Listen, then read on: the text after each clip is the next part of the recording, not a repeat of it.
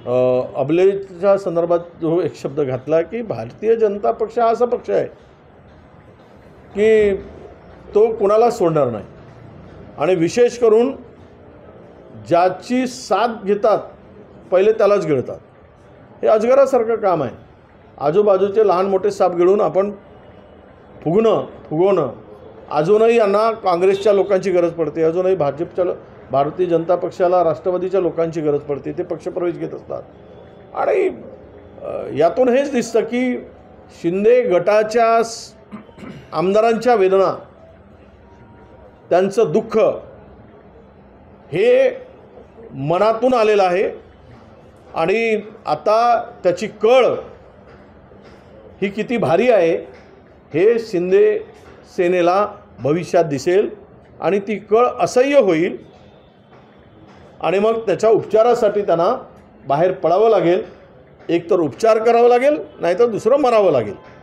दोनपैकी एकच पर्याय शिंदे गटाकडे शिल्लक राहणार आहे.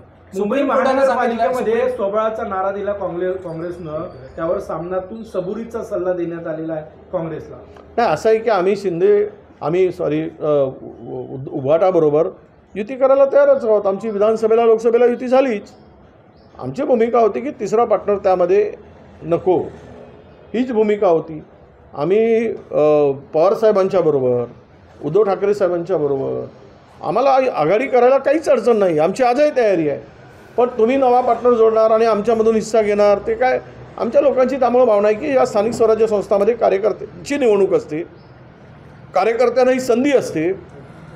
त्यामुळे अधिकाधिक कार्यकर्त्यांना ही संधी मिळाली पाहिजेत, ही आमची भावना आहे.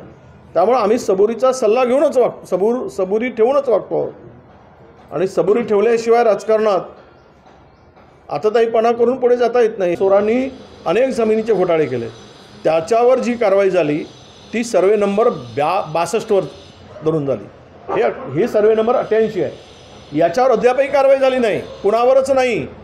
सगळे मोकाट फिरत आहेत, अगदी सांडासारखे फिरत आहेत.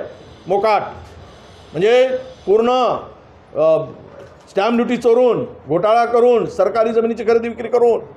हे काय SDOना माहीत नाही, कलेक्टरला माहीत नाही, झोपले होते काय? कस्टडियन असतात जिल्हाधिकारी, तो पण इन्व्हॉल्व आहेत. सगळ्या राजकीय दबावापोटी झालेला आहे आणि अद्यापही तो व्यवहार घोषणा करून झाली, अद्यापही तो व्यवहार रद्द झाला नाही.